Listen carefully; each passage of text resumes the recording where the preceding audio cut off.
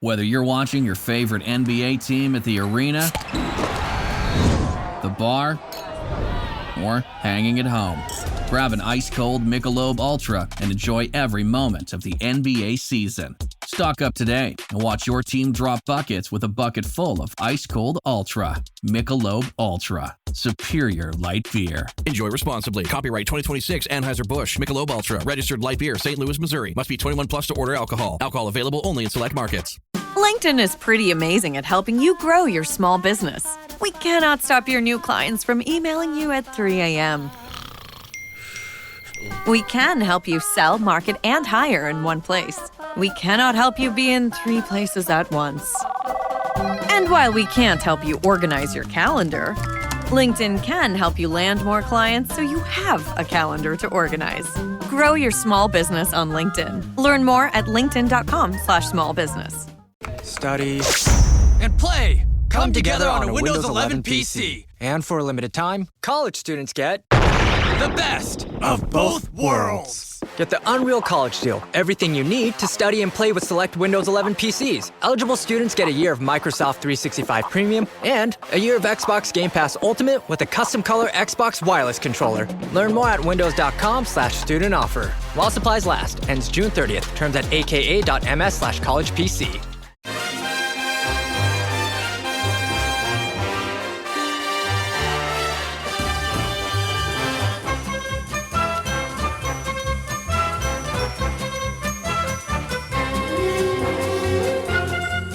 Hello everyone, I'm Chris Wynn and welcome to How Are the Podcast. And as you might have already heard from recent podcasts, we just can't get enough of looking back at a fantastic 2025-26 season. We've covered Young Player of the Year and Player of the Year, as well as our big fat review of the season, which may be already out there. So if it is, go back and listen to it. And if it isn't, then you have something to look forward to. But today we're covering what we consider to be the top 10 moments of the season just gone. And to make things a little interesting, we asked the lads today to rank them to see how close we were in deciding our overall moment of the season. Moment or game, I'll add to that. And you might be surprised, actually, on how much the lads agreed. But let's crack on anyway, because we have a full house. And first up, we have Gavin Henderson. Hello, Gav. Morning, mate. How are we doing? I'm not bad. Just always looking forward to going back through this fantastic season, mate. And I'm not sure there's ever been a season where you can pinpoint this many moments where you can put them in a list to talk about, is there? Well, we did a pod, didn't we? I think it was during one of the international breaks where we looked back at the last 12 months, and that included things that had happened in the championship. I think as a probably 2 years, really, it's been ridiculous in terms of moments. And prior to that, I reckon I probably could have sat and thought pretty long and hard and for over like 2 decades and went, there's about 10 things that happened which were really good over 2 decades. We've had just countless moments over 1 year, 18 months. It's been staggering, really. And I keep saying this, but we'll be looking back at this period in years to come as one of the best ever, and we're living in it right now, and can't wait to talk about it today. Yeah, I think at the time we did the last 12 months because we were slightly concerned about where the season might end up, and we weren't sure whether it was going to end up on a high, so we did that 12 months. But next up we have Andrew Smithson. Hello, Andrew. Hello, Chris. Hello, everyone. This should be a good one, this. Yeah, exactly. We've got, like I said, with the list's fantastic when we get into it. But as Gav said there, Andrew, do you reckon there's been a club who's had more big moments in the last 12 months than we have? You know, the Wembley moment and all that we're going to go through. That's happened to us this season. I mean, maybe Chuck Wrexham in there, but can you think of any others, maybe? No, not straight away. And listen, if there is anybody, fair play to them. Because if they've managed to top Sunderland of late, they must be going good.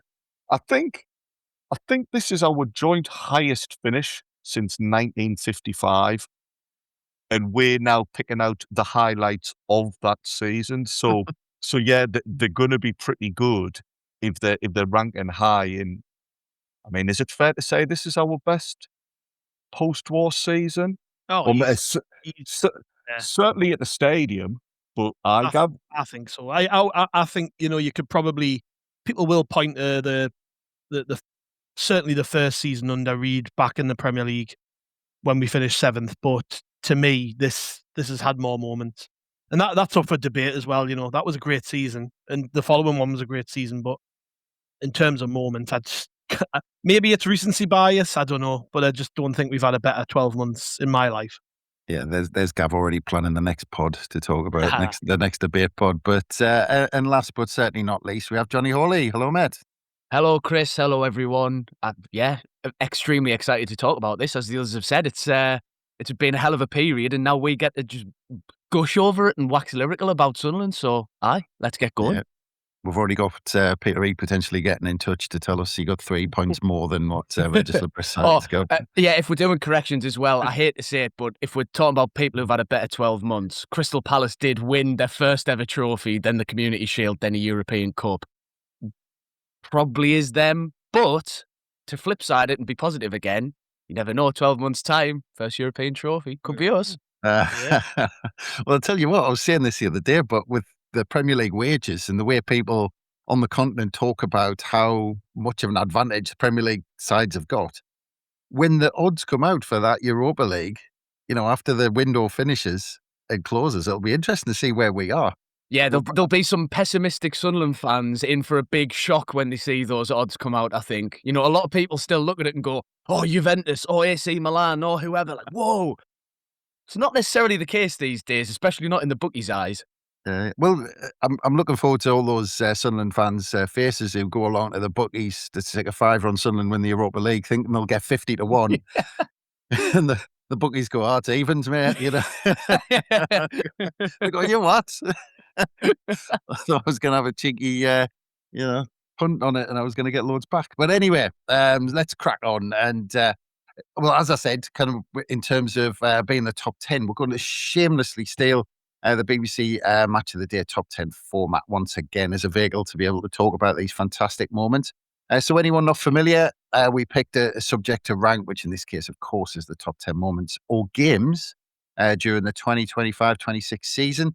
And first, we had to create a short list of 10, and we'll go through them and we'll rank them as we go along, especially in this part 1, where we're going to specifically cover off the bottom 5, or the worst bestest, I think, as Andrew described them on the player of the year pod. And then in part 2, we'll follow up with our top 5. So there we are. So our top 10 that we've selected for us to discuss, and I'll go through them in chronological order.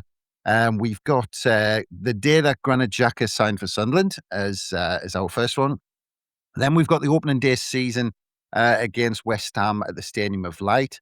Then we've got the game against Brentford, last minute winner, which I'm sure we'll touch on. Our victory at Stamford Bridge against Chelsea, the home game against Arsenal, the home game against Bournemouth, Voltemada. That's all I'll say on that one until we get onto it, of course. Then we've got our 2-1 win at the Sid James Stadium. And then we've got Everton away from home. And then as our last one, we've got the final day of the season against Chelsea. And of course, everything that came with it. And just a couple to miss out. I'm sure there's more, which the lads are going to say. But we had Nottingham Forest away, which almost made the cut, which was our first away win of the season. I'm going to throw in Granit Xhaka threatening to fight every single West Ham fan in the London Stadium. But I'll come to you, Gav. Was there any others that maybe came close? Oh, God. I mean, virtually every home game to me felt unbelievable this season. Like being there in the stadium and winning games and full crowds and, just you could pick any of them really. Like there's been so many good goals as well. Like if we were just talking about moments and things and the way it felt when the ball hit the back of the net on all those different occasions, specifically, it would be very difficult to just name any of them. I mean, we've highlighted 10 unbelievable moments, but there genuinely could have been so many more. And you would have struggled not to make a case for it. I would say, I would say that even if you go back to pre-season and some of the other signings that we made, just the feeling that they gave us. Like, and it's a shame it's not worked out with the Dingra, but remember when the pictures came through of them getting on the private jet and Sunderland signed a £20 million player, like it's or the day we broke the transfer record to sign Diarra. You know, there's been other moments. Deadline day in August when we signed Robbie and Hertrauder and Traore. Like, what a day that was. I was working away, watching it in my hotel room, just buzzing that we'd signed these quality players at the last minute. Like, they've all been. There's so many other little moments, isn't there, where you just think, well, that was excellent. That was excellent. And probably in another season, they would have been standouts that made the list. So yeah, I mean, I've kind of danced around that by not naming anything specific, Chris, but there are so many more that could have made it. Well, I'll stick it out to, well, Jonny, I think you were about to come up with something there. Well, I was just going to say, we've got Everton away part 2, but Everton away part 1 in the Cup was pretty good as well. You know, the shootout and Roof saving the 3 penalties, like that was, I think that one's just suffered because of the Port Vale game. If we don't lose to Port Vale, I think we may be looking back a little bit more fondly again, especially if we ended up getting to Wembley or something. But still, like, on the day, in the moment, that was another, you know, felt like a bit of a, it sounds mad to say about an FA Cup third round, but a bit of a statement of, like, you know, Sunderland are back and competing and taking things seriously again. So it's a shame that one misses out, but I think it's probably fair enough. Yeah. Well, we certainly didn't put Oxford on from the 4th round, that's for sure. But Andrew, I don't know Jocelyn masterclass against Oxford. Yeah, and as we said in one of the other pods, Angulo's only 90 minutes that he completed for Sunderland as well since he signed. I don't know if Andrew, if you've got any that come to mind. I think we had Leeds away, nearly snuck in there, and again that Forest one. I'm not sure we talked too much about Liverpool away either. Yeah, that's a good shout. Liverpool away. That was a big night where, because I think around that time we kept getting hit with the old, you haven't played anybody yet. It's like, well, we've played the champions now, and they were chuffed to come away with a draw. We got hit with that until we played Chelsea on the last day, didn't we? Yeah, that's fair. That's fair, yeah. Well, we still haven't played anybody yet. No, still haven't played. Yeah. I think I quite enjoyed the Wolves win at home, because it was everything around the keel crossing opening, and I mean that has completely changed match days at Sunderland forever. But also, it was just a routine, bog standard win, and I came away from that thinking, yeah, this is the real deal. This isn't just a team who turns it on for the big boys or has had a decent start to the season. This is just a team that now, without any headaches, without any dramas, just picks up Premier League points. So yeah, good day for me, that one. The other one that comes to mind would be Burnley at home. 3-0 win, clean sheet. Probably the one game this season where we were completely in control from start to finish and battered the other team. And then that Talby goal, which was just an absolute worldie. That could have quite easily made the list as well. You know, if it hadn't, I actually, if I think back now, we probably could have won that game like 5 or 6. And had we done so, it would have been definitely on this list, wouldn't it? So maybe the reason it didn't make it was because you could make an argument that we should have done a little bit better. But it was a great game, that one. Yeah. Well, you're missing the 2 games against the visitors that we completely controlled as well, Gav, of course. You know, even give them the opening goal at their place and just, you know, battered them away. We knew what would happen. I suppose you're right, yeah. Well, anyway, let's get into it. And we need to start with our worst bestest, which I'm going to use all of the time now that Andrew created in that pod, because it is harsh when we create lists like this, brilliant lists with 10 fantastic moments on, and we end up saying, oh, right, the worst of this is, because, you know, it's not, as Andrew perfectly put it, it is the worst bestest. See how much he's enjoying me bringing that up. But yeah, look, let's get into it. So our 10th place, and we have Arsenal at home. So we go to the 8th of November, and it was a Saturday evening kickoff. And I remember it kind of dark under the lights by the time the game got going and all of that. It had that sort of atmosphere. And at the time, we'd just come off the back of a draw against Everton at home. And of course, the win over Chelsea. So we were kind of on a high because that Chelsea game stuck us in second position. And then we had the arrival of Arsenal, who were absolutely flying. I'll come to you first on this. I'll come to you first, Gav, actually, because you had it highest. You had it in 8th, and the other two lads did have it bottom of the pile. But the fact that everyone was just expecting Arsenal to steamroller us like they'd done with everyone else, Gav, and we were 1-0 up at half time. Yeah, and went fourth in the table after we picked up the result as well, which was another big thing. That was us right in the mix with the big boys and playing like we belonged with Arsenal as well. I mean, the opening goal. I mean, I know we're talking about moments there, but that might be one of my favourite goals of the season. The way that Ballard just got on the end of it and absolutely twatted it past the goalkeeper. It was an excellent goal. And then we did what we did so often during the season. We went behind, which is, that's become a bit of a trait of ours, picking up points from going behind.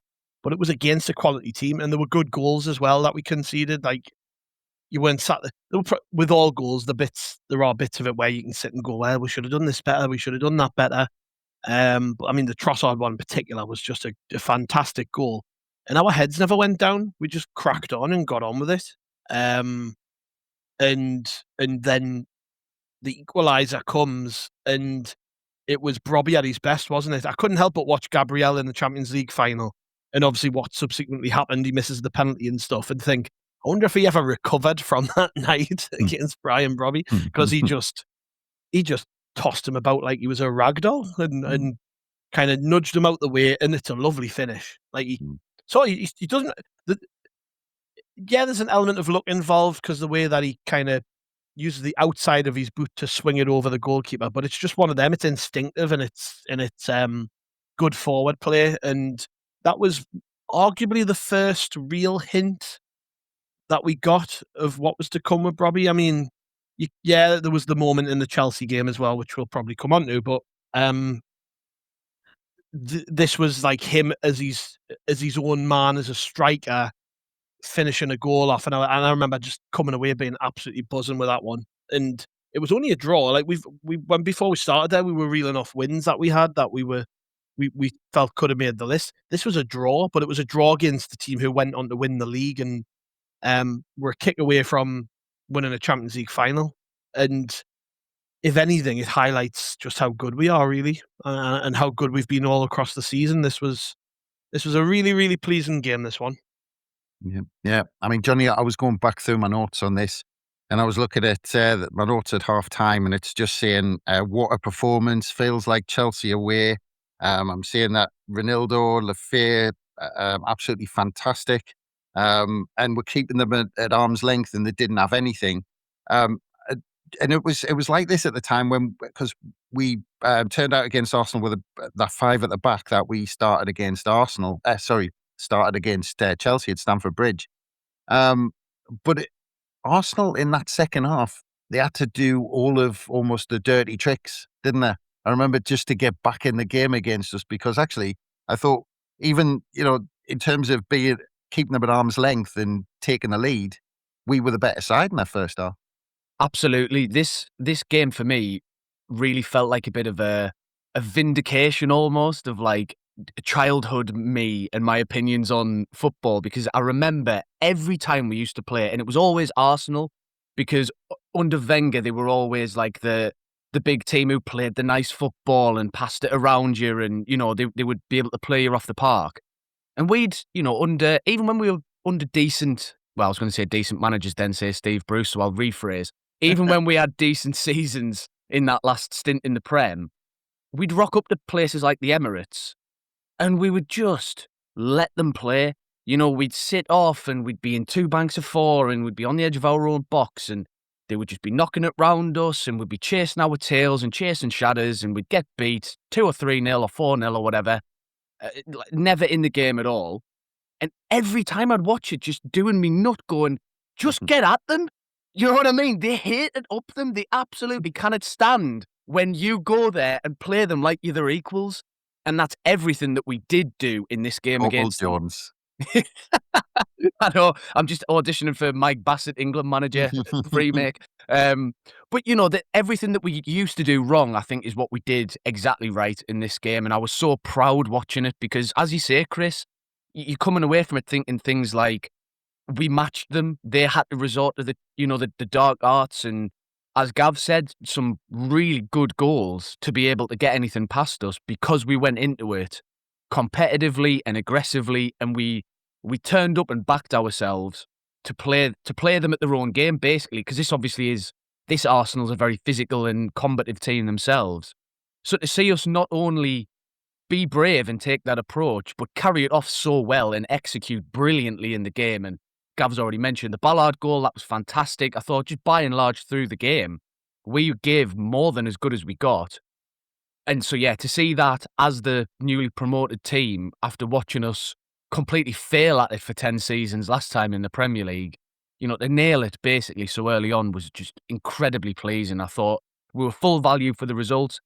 It carried on the momentum, kept us unbeaten at home. It was, and to get a last-minute winner the way we did is always special, isn't it? Last-minute equaliser. I know it felt like he a win. Yeah. I'm talking it up so much. I'm convinced it was 3-2 now. We won 2-2. Yeah, we won 2-2, just like Scotland against England in the Euros or America against us in the World Cup. Aye. Well, you could tell how much we scared them because Arteta on the sidelines. I remember me and Gav talked about it at the time that Arteta was virtually a second winger on that sideline. I think he was on the pitch. Like, I think he's like that anyway. Yeah, I was going to say, I don't know how much we can take credit for that. I think that's just Arteta. He's like that when he goes to Lidl to do his shopping. Aye, he's high pressing the deli counter. Well, he's in every checkout line at the same time because he's just skipping. But Andrew, Jonny touched on a couple of things there, which I thought was vital for this game. There was the fact that we had the belief, and I thought if you looked, and again looking back at my notes for the goal. It was the 93rd minute. We're getting beat off an Arsenal side. They were top of the league, swatting everybody aside in the Premier League, swatting everybody aside. I don't think they conceded a goal in the Champions League at this point and everything. And then in the 93rd minute, and I've wrote typically because the moment came to Granit Xhaka where he had the ball and he could have took a shot. The whole crowd was telling him to shoot. And he kept the composure and kept passing it. And the ball ended up coming in the box. But we had that belief to keep playing and score an equaliser against potentially, at that time, of course, they've been beaten by PSG, of course, but the best team in Europe, if not the second best team in Europe. And we went toe-to-toe with them. And like I said, had that composure and belief we could get something against them. Well, it spoke volumes because in the past, had we lost 2-1, but just given Arsenal a good game, the players would have been applauded off and everybody would have said, fair play, Sunderland, you've given it your best shot. And most fans would have accepted that. But that's not enough for this group of players that don't just want to be the plucky underdogs who do okay. They want to be a team who has been said matches these sides and on the same level of them. I remember at that point, they were being spoke of as the best team in Europe. I think there was already mentions of them winning the quadruple. They were just steamrolling sides. As you said, they hadn't conceded in the Champions League. I think they were on a crazy run of something like 8 clean sheets across all competitions. And before Ballard scored, they hadn't even conceded a shot on target for a period. So that probably was why Arteta was a bit taken aback. He was thinking, well, this isn't in the script. We just turn up and win at the moment. What are Sunderland doing? Actually giving us a bit of a game. So the performance was good, but what really stood out to me was just that atmosphere.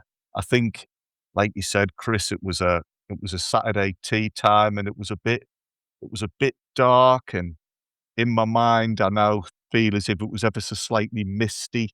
But when Jonny as a kid was watching Arsenal and saying, "Oh, Arsenal are unplayable," and that, when I was a kid daydreaming of playing for Sunderland, And who am I kidding? Because I still daydream of playing. We've still got it, Andrew. Yeah, exactly. Oh, in my mind, I'm still one of the best. I'm an undiscovered talent. But that's the type of atmosphere that you dream of. You think of, packed house, everybody's just on the edge of madness. There's like a crackle in the air. And I think for days afterwards, I was buzzing because it had just been such a great performance and such a great night in the stands as well. Yeah, no, it was absolutely fantastic. And of course, who doesn't love a last minute goal, especially when Brian Brobby turned into a gymnast. I still don't quite know how he got to that ball, if I'm quite honest. If you look at the way he's built, I mean, bloody hell. I mean, and then wasn't there for those with better memories than me, wasn't there a VAR check on the goal? Yeah, there was a check for some sort of, I think for a foul on Gabriel was the check. High boot or something they were checking or something like that. Yeah, but we've always said we love VAR on this show. Oh, so, yeah. Just coming through for us yet again. Of course, we love it until the next decision. But anyway, let's move on to the next one. And actually, I want to start with you on this next one, Jonny, because next up in 9th place, and you might be surprised at this one, Jonny, but we've got our victory at Stamford Bridge. And you had this one up in 5th place. Andrew had this one in 9th, and Gav had it bottom of the pile, actually, Chelsea away. But you had this one up in 5th, and I want to start with you because I know how much you talked about the Arsenal game, which you had in 10th. So I might see you kind of explode when you talk about this game. Keep it PG, Chris. Keep it family friendly. Hang on a minute. That's Rich coming to anybody else. I might have listened to that comment. Mr. Podcast X-rated Jonny Hawley. Don't know what you're talking about. No, look, this one, I've been a little bit cheeky, really, because I've not actually judged it as a moment. I've judged it also based on what it contextually meant to me.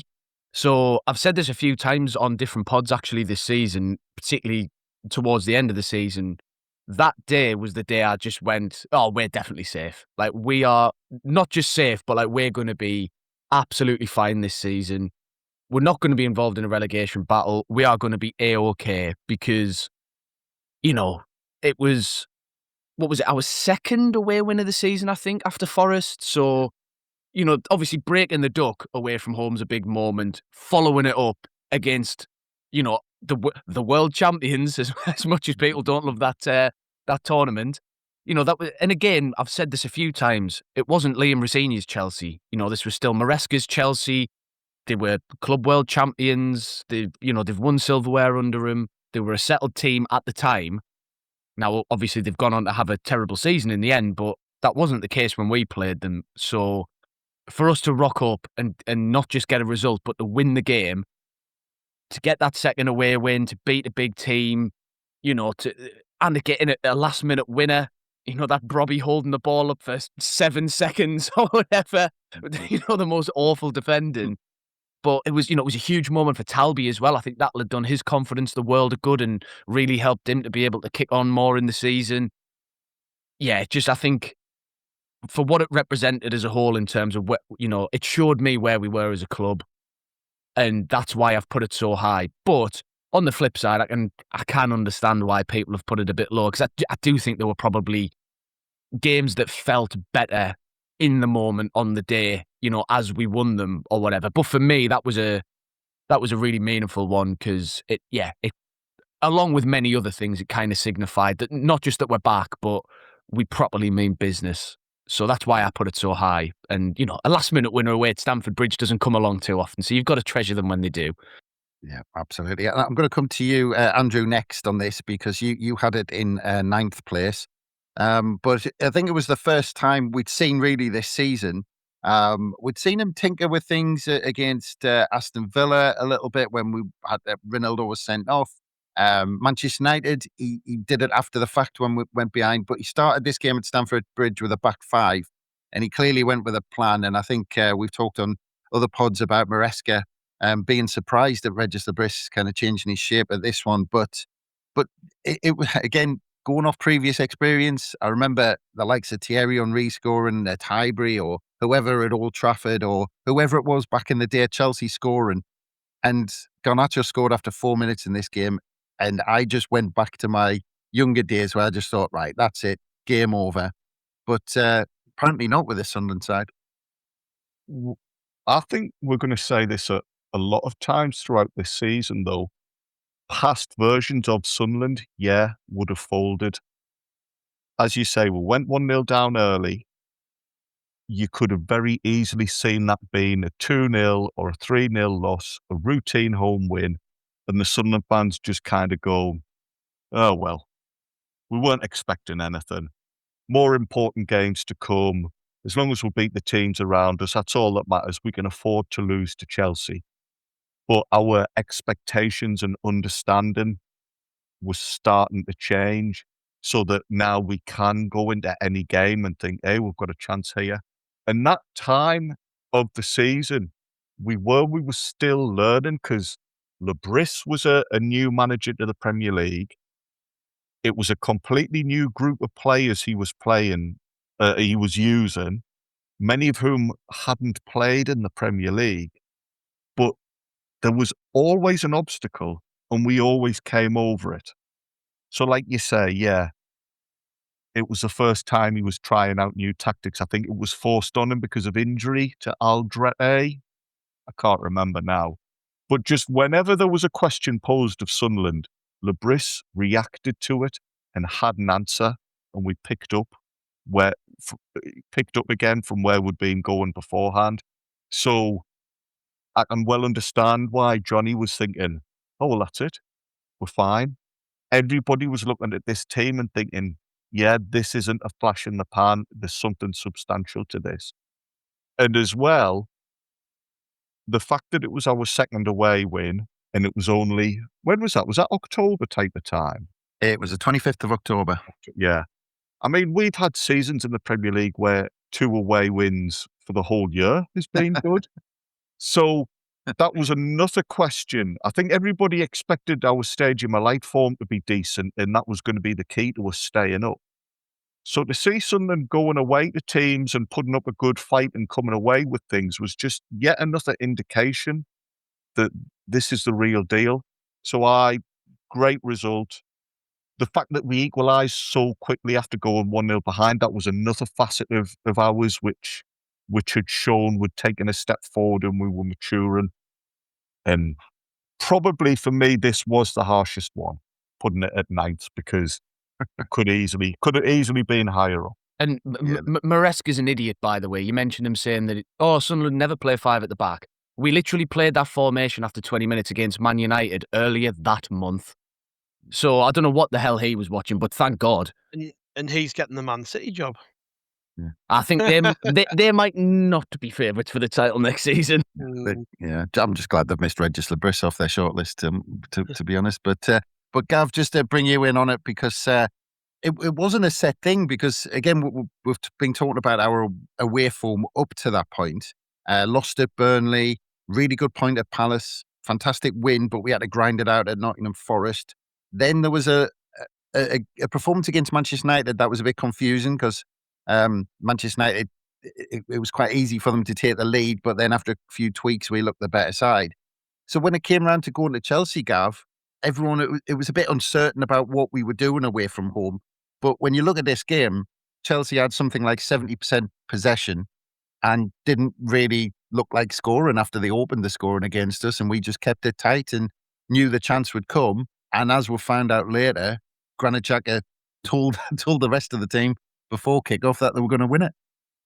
I think this team just in this group thrives on being under pressure and being underdogs, which bizarrely I don't think any other Sunderland team in my life has been like that.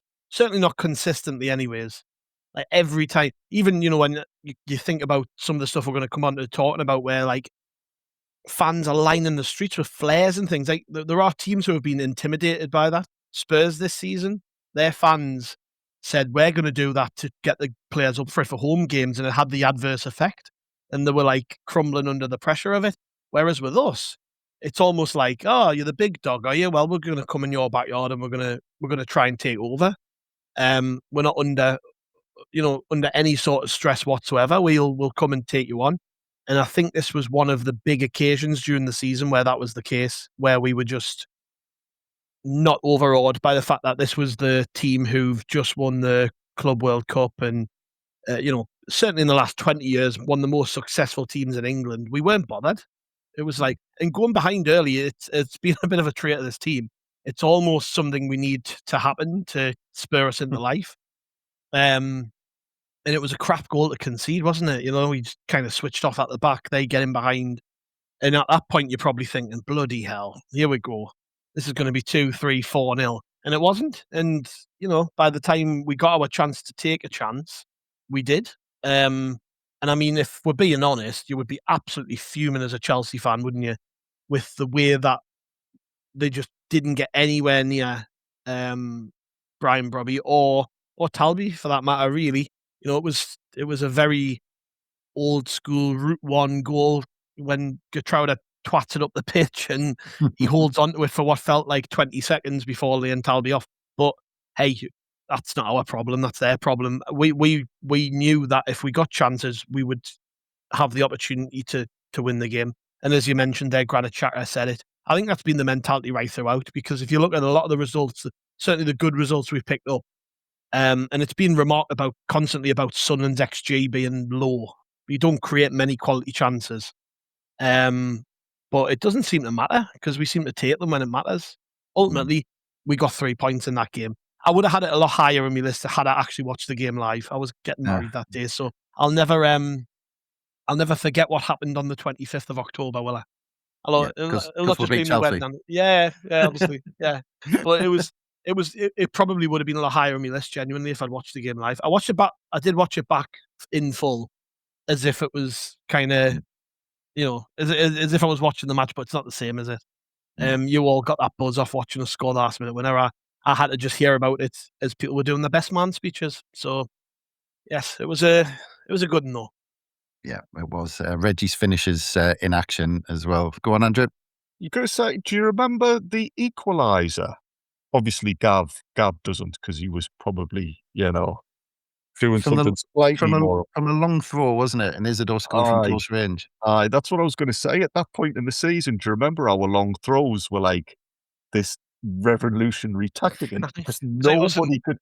Us in Brentford, wasn't it? Nobody knew how to handle us. I mean, it dried up eventually, but at that time, whenever we got a set piece or Nodi Mukiele started winding up a throw in, everyone was like, here comes a goal. Watch this, lads. We're going to score again. Yeah. And until we wore Michele's wrist out and he couldn't do it anymore for some reason. But we talked about the Arsenal game. Didn't we bring the advertising ordinance in for that game, or was that a different one? Yeah, well, we'd done it several times before that, but it was the first time that the press and the media had picked up on it. And they were going on like, how dare Sunderland do this? And we were like, we did this like a couple of weeks earlier when we played. I'm sure it was when we played Brentford and Villa. Didn't we do it against Coventry in the playoffs as well? Yeah. Much like the coin and power bank in the away end ban. Yes. It's brand new as soon as it happens to a Premier League team. So obviously it was the first time we'd ever done it. Yeah, you had every football journalist checking all the rules on that night as we'd done it like an hour before kickoff. But anyway, now we've covered the bottom two. I think that's time for us to take a quick break. So we'll be back very soon. This is what everyone's talking about. Everything's on the table. This is what champions come to take. This is what everyone came to see. And the slam! No do-overs. No second chances. No more Mr. Nice Guy. This is winner take all. And it's all happening now on the home of the NBA Finals. Don't miss it. June 3rd on ABC and the ESPN app. And welcome back to How We're the Podcast. And we're looking at the top 10 moments during the 2025-26 season for Sunderland. And we've covered off the bottom two. So we're up to 8th place in our list at the moment. And here we've got the opening day of the season. Surprisingly, I might have thought it was a little bit higher up, but we'll get into it because I'm going to start with you, Gav. That West Ham game. Of course, you've always got excitement on the opening day of the season, but what was it? Something like 7. I'm going from memory here, but 7 debutants in the starting 11, and then I think we had Alderete come off from the bench, so it was the first time we got to see all of these players in the Premier League. So it was Robin Roofs, Ronaldo, Xhaka, Talbi, Siddiqui, Diarra, Adingra were in the starting 11, as well as Mayenda, Sealt, Ballard, and Hume, but it was just not just. It was just one of these days, Gav, and it doesn't happen very often. But just everything goes right and everything falls into place. Yeah, it was a great occasion as a club. Marking our return back to the Premier League, people making a day of it, getting on the drink, lining the streets for the bus coming in, getting in the ground early. It was probably the first occasion for many people where they saw the concourse renovation at the stadium as well. It just felt fresh and new and modern, and that's how the team felt on the pitch. And obviously for majority of the people in the stadium that day, it'll have been the first time that they had seen any of the new players in person as well. And it was just a brilliant day, And I can remember worrying about whether we'd be able to deal with the pace of Premier League football. And for 30 minutes, it felt that way because West Ham knocked it about a lot quicker than any Championship team certainly had against us, in the couple of years before that. But we rode through a spell of pressure where Roofs had to make some good saves, and they had chances, and I think Ballard blocked one on the line, and then kind of came into our own that second half. I think that obviously the injury to Sealt was unfortunate because he'd done okay in pre-season, but it brought Alderete onto the pitch, who then set the first goal up with a great cross for Mayenda, who I still don't really know how he generated the power leaning back to head that across goal. It's poor from the goalkeeper, but he was poor all day. And then after that, you just knew we were going to win. There was no chance that Sunderland weren't going to win. And fantastic ball from Simon Adingra. It was probably the best thing he did in a Sunderland shirt, really, when you think about it. So far. Yeah. And just to further my assists argument, just to bolster that more, Adingra didn't even get the assist for that because it flicked the shirt of a defender on the way through. Oh, we're going back to that shite. No, I'll let you have that one, Jonny. Yeah. To be fair, it was a great ball in though, and Ballard thunders it in the back of the net. Feels like game over at that point, but then you have to think, well, I'm never too confident when Sunderland 2-0 winning a game. And then we did, of course, wrap it up with a lovely goal from Wilson Isidore, which I don't think we saw enough of this from him over the season, where he cuts in off the left and takes shots on. He did it quite a lot in the Championship. But yeah, it was a bit of fortune involved as well with the goalkeeper. I think the West Ham fans were scrambling around in the seats looking for a receipt for him, weren't there, after that game? They've just spent 28 million quid on this kid from Leicester, and he looks like an absolute flop. But no, we were absolutely awesome that day. It was us. We were back. That's how it felt. We were back. This was us announcing ourselves. I don't think anybody expected us to batter somebody. Certainly not Sunderland fans. I think we were a little bit more cautious, thinking, if we could sneak a 1-0, or a point wouldn't be a bad result on the opening day. West Ham aren't bad. It was none of that by the end of it. It was just a continuation of what we'd seen the season before, and kind of set the tone for the rest of the season, and certainly for home performances. It set the tone for home performances going forward, because we eventually turned the stadium into a fortress and we were the last team. This is a point that we don't bleat on enough about, by the way. We were the last team in England to lose at home in a league game. And we really should bang that point home a bit more. But this was the game where it all started. It was brilliant. Yeah, it was fantastic. And you had this in 7th, Gav. And Jonny, you had it in 7th as well. But it is weird when you look back at the games at the start of the season after the fact, Jonny. You look at Jensen Sealt in the back four, and you look at the fact that it's Graham Potter's West Ham, and they ended up going down. And it's just strange to look back at it, isn't it? Yeah, it is. And I think that's probably why it only ended up being 7th on my list. Because listening to you and Gav talk about it there, I'm thinking, actually, yeah, thinking back, like, we hadn't won any points in the league yet, so nobody knew that we were actually definitely good. So and all the excitement, and it was like a party atmosphere, and the sun was shining down. It was so similar to the final day in a lot of ways, really.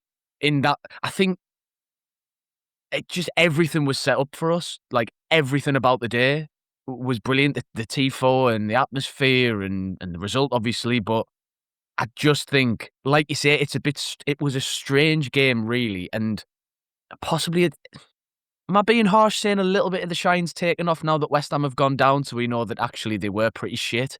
I know, man. Like beating Chelsea, yes.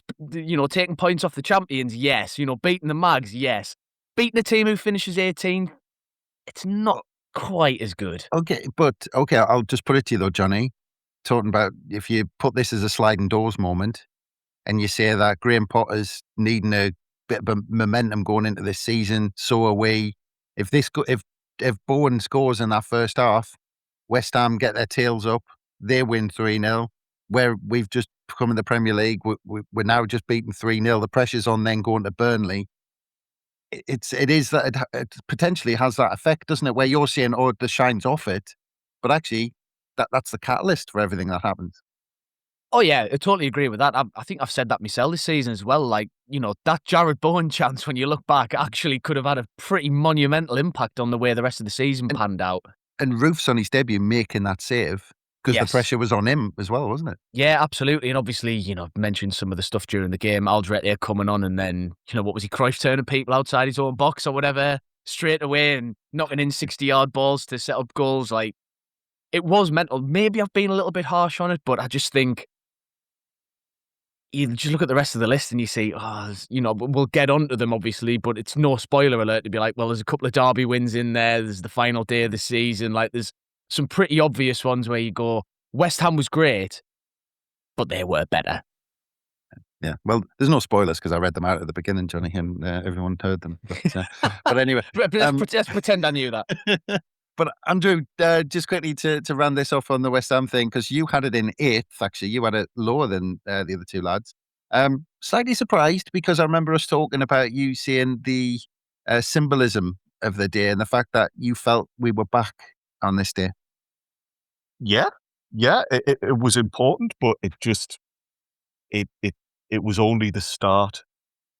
Had we not had that day, some of these memories we're going to talk about in the next few minutes might not have happened. Or hours. But, sorry? Or hours. Yeah, hi. I thought you said no spoilers. I thought you were having another dig at Jonny.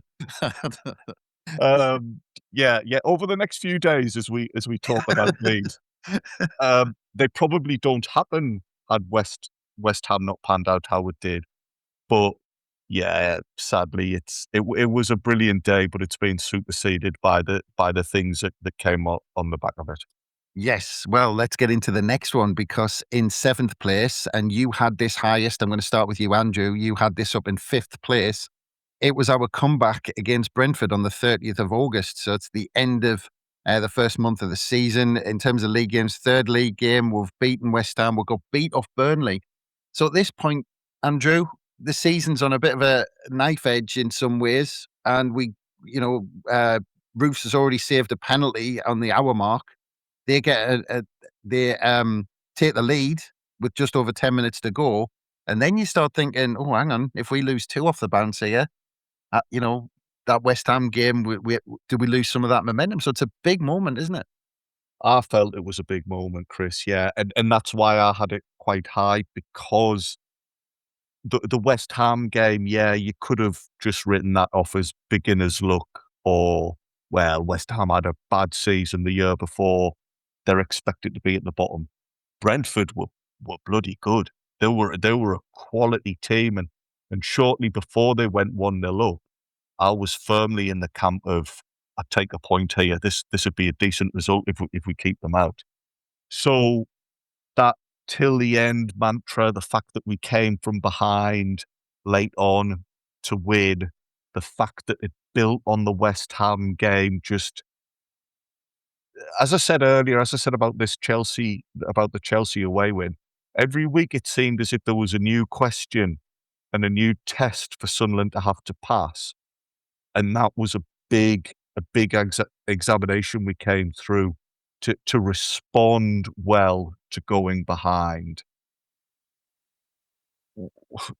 For years and years, Sunderland would just crumble after going down in a game. And time again this year, we responded well. And the other thing for me why it was quite high was is a personal reason. A good friend of mine watched the game with me. He was in town with his partner.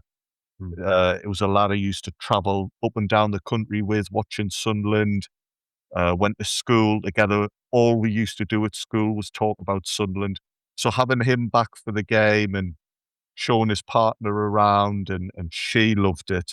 It had like a bit of a special personal connection as well for me, that one. It was a good day. Another one where the weather was canny, is if I remember rightly as well. We've done all right weather-wise this season. Yeah, some of those memories of games at the start of the season are always in bright sunshine. But Jonny, I'm going to come to you next because, and again, I'm going from memory here because the Isidore goal came on 96 minutes, and didn't Brentford do something ridiculous, or like to have the added on time? Like they were doing something on the sideline, which meant there was like 10 minutes added on or something ridiculous like that. They were going on daft with something on the sidelines, and I'm racking my brains to remember what it was, but they kind of deserved it. But again, as Gav said earlier on, it was this, we just kind of got used to late goals by this point, didn't we? Yeah, it was just old hat by this point. It was, this is what Sunderland do. We let things get into a bit of jeopardy and then we rescue it later on. We always do. But no, like with all seriousness, I think that was sort of one of the, again, we're talking about things that you kind of forget from earlier on in the season when you're looking back. Obviously, the till the end stuff with the playoff run had been massive. And then we kind of just immediately carried it on straight into the following season, which, really that is it's a bit mad to have such a run of profiting from late goals. I mean, okay, the one against West Ham on the opening day when Isidore scored, I think it was just into injury time. It's not quite the same putting a third in a 3-0 win, but this one against Brentford, yeah, that was a fantastic moment. And for it to be Isidore who scored the goal as well, I think was nice. A bit, a little bit of an echo from the previous season. It's one of the lads who came up with us from the Championship, was part of that till the end spirit. He then scores the injury time winner to win us the game against Brentford in the Premier League. Yeah, there was just a lot of things. It was a lovely bit of a through line connecting the Championship season to the Premier League season, which I think was important because obviously so many of the playing staff changed, famously over the summer, that I think it was great that we had a few different things like that sort of swirling around, that we're able to keep that feeling that it was still the same Sunderland from the previous season. And okay, we've got new players, but that's just a better team. Everything, the ethos, the mindset, the connections and the dynamics in the group, they were all still there, and it was still a Sunderland squad that we were going to be proud of. I think, that was something that really came through. And again, as I said before, incorrectly, celebrating a 90th minute win is always a nice feeling, isn't it? So this one actually was a winner. But and also, you watch it back, and we obviously concentrate on the goal. It was a bit of a howler from the Brentford keeper, from Kelleher, to let that squirm straight underneath his body. So a little bit of extra good fortune doesn't go amiss, does it? I always love a little bit of Schadenfreude at somebody else's mistake to help us. Just goes a long way. Or Schadenfreude, as it turned out to be when he missed his penalty. Way! We like that one. Yeah, we didn't even discuss that ahead of time. That was totally off the top of the dome, that. And just to tell all the listeners, we haven't just cut that in. He didn't think about it later. He did actually think about it within a second of Jonny saying it. Well played, mate. The other thing was Jordan Henderson, of course, was in the Brentford side that day. And I'm pretty sure when I was just looking back at my notes, I think I'm confusing that injury time with the Bournemouth game, actually, where they did a bit of shithousery and it went to 10 minutes injury time or something. But we'll come on to that game because, Gav, I want to move on to the next one, which is our last of today, which is in 6th position. Because you've got and you had the Brentford game in 9th position. Actually, you had that one quite low. Next one, so it's our 6th position overall. You had in 4th, so you had this one much higher up than the lads. It was Everton away, so penultimate game of the season. Go away to David Moyes' side. Still half a chance of qualifying for Europe, but it's not looking too likely at that point. And we're thinking it's a tough game at Everton. But you had this moment up in fourth, Gav. Yeah, and I guess for the opposite reasons to why I had the Chelsea game solo, I was at this one. So maybe it meant a little bit more to me, but it was probably my favourite away day in a long time, barring like the playoff finals. It was just a brilliant day. Everything that you could have wanted from an away game, it had it. Good pubs before the game, great atmosphere on the concourse. I actually don't mind the stadium. Actually, I think it's quite nice, the new Everton ground. It's for a modern stadium. It's pretty. It's been designed in a way which it quite suits away fans. You buy the pitch, you get that full corner. You've got safe standing in there. Easy to get a beer on the concourse, all those sorts of things. The fan park outside is good. But then to the game, I thought we were the best team from start to finish. Even though we went 1-0 down, we were the better side. And we played with a purpose. Like, the lads looked like they knew what was on offer. Obviously, we ended up qualifying for Europe, but we played with an intensity which showed we cared and that it mattered. And I think there was a bit of worry going into some of these games towards the end of the season that wouldn't be there. I remember people sort of speculating on would we be on the beach, and we weren't. We were at it. And as you say, it wasn't a foregone conclusion that we would be playing for European football going into the last day of the season. We had to get a result and hope things went our way, and then do the same again against Chelsea. But yeah, I just thought we were absolutely brilliant in this game. All of the goals, I loved them all individually for what they were. I mean, the Brobby one, the way he just kind of bats off Tarkowski with his left leg. There's no other player in the world at the minute playing like a centre forward like that. Tarkowski's a big man. He's a brick shithouse of a defender. And Brobby just puts his left leg across him and just swats him away, and then takes his time and gets composed and scores. And you know what it is? When we talk about Brobby and people mention the fact he only got 7 goals in the season, I think that's just the start of things to come, because he didn't have that composure in other moments, in other games that he showed in that moment against Jordan Pickford, who's one of the best goalkeepers in the world. And then to follow that up with, an Enzo goal where he celebrates like Spider-Man in front of the away end. And then rounding things off with Wilson's goal, which was actually there was a bit of fortune involved. They brought on Seamus Coleman as a token gesture because it was his last game, and then he just freezes in time for some reason as the ball goes across the box from Diarra. But hey, it was a cracking finish from Wilson Isidore to round it off, and a massive 3 points. Great away day. It can't ask for much more. Really, I doubt there were many better away games last season than this one. Really, I think it was brilliant. It was brilliant. Oh, and of course, we got to ruin David Moyes this weekend, which is always the cherry on top of the cake, isn't it? Yeah. Yeah, and you've got this up in fourth. I'm going to come to you, Jonny, next, because you've got this one down in ninth. And I would just mention as well something, I'm not sure whether you did mention it, Gav, apologies if you did, but after 15 minutes, of course, there was the tribute to Bradley Lowry. Of course, we've always got to give Everton credit because they've always been fantastic in giving tributes to Bradley Lowry. And this was a fantastic one as well on our first league trip to the Hill Dickinson Stadium. But that gives some emotion to the game. But Jonny, in terms of that first half, we were behind. And as Gav said, we did have some intensity behind it. But I remember there was a lot of comments that we'd actually, we'd played well. I think at some point, and I'm just looking here, we had like 75% possession, but didn't really create anything in that first half. So we had the intensity. We kept the ball. We kept winning it back, but we were struggling to do anything. And in the end, the subs made the difference, didn't they? Oh, yeah. I mean, credit to Lebris yet again. I mean, I think we've probably said it a billion times on the, the post-match podcasts and stuff, but he turned that game around. It was brilliant, that second half. From the moment he made those subs pretty much through to the end of the game, we just absolutely dominated and bossed it in terms of chances, in terms of goals, everything. The only reason I've got this so low is because it was overshadowed a week later.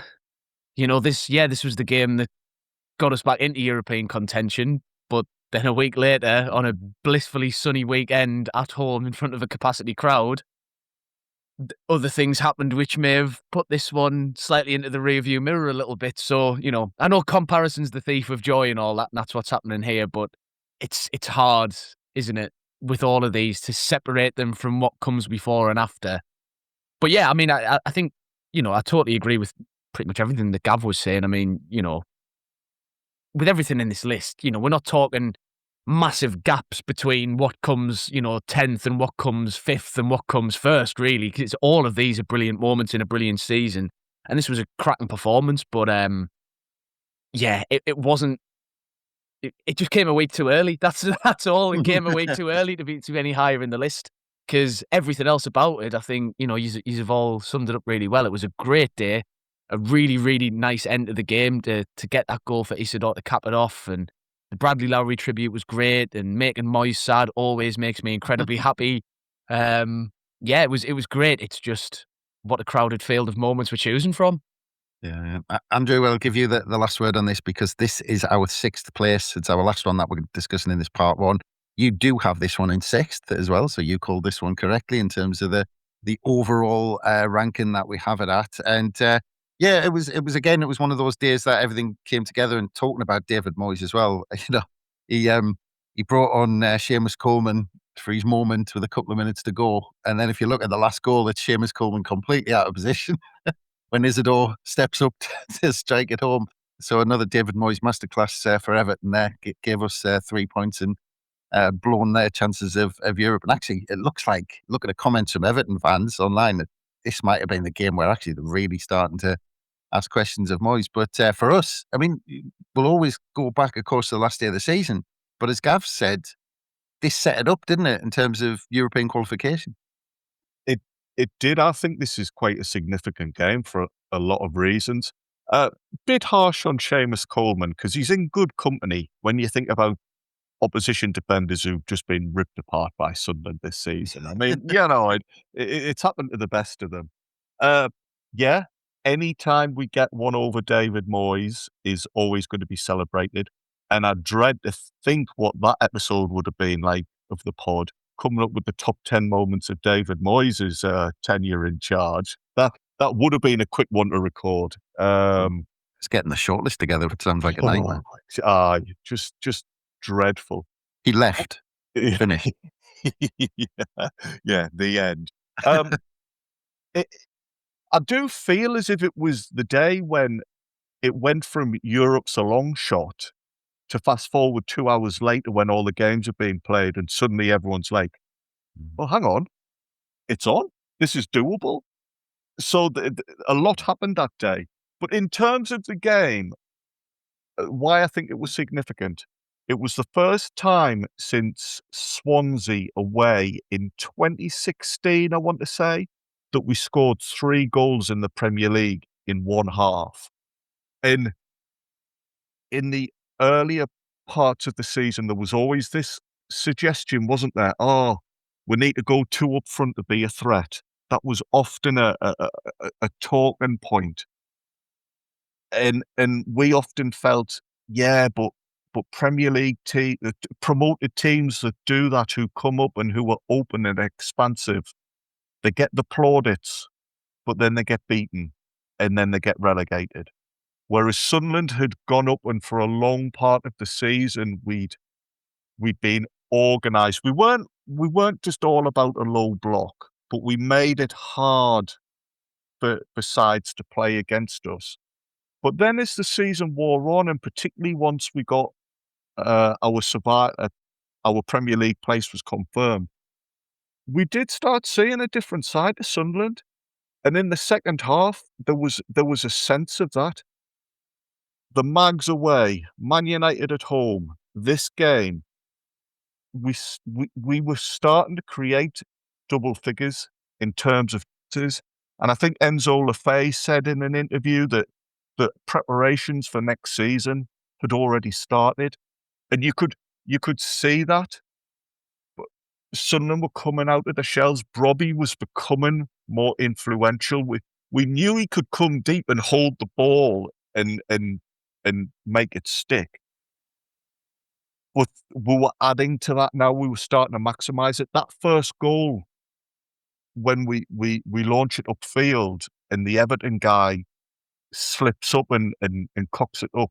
In the past, Broby would have just been up there on his own and would have just been trying to make it stick and help the team get back into shape.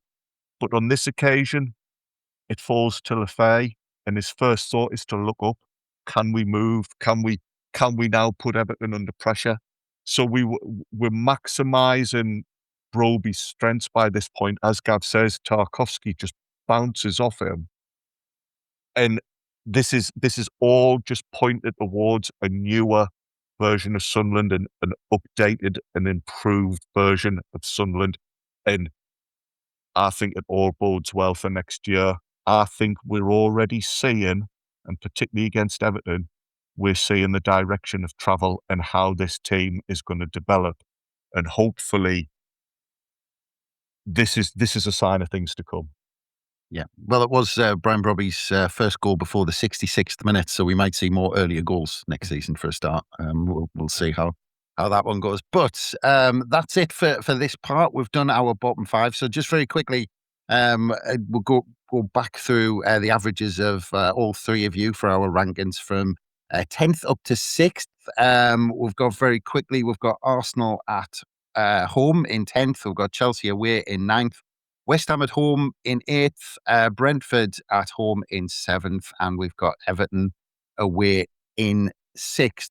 So on that cliffhanger, you're just going to have to wait for part 2 to find out the top 5 and what comes out as our moment of the season. So it just leaves me to say thank you to Gav, Jonny and Andrew.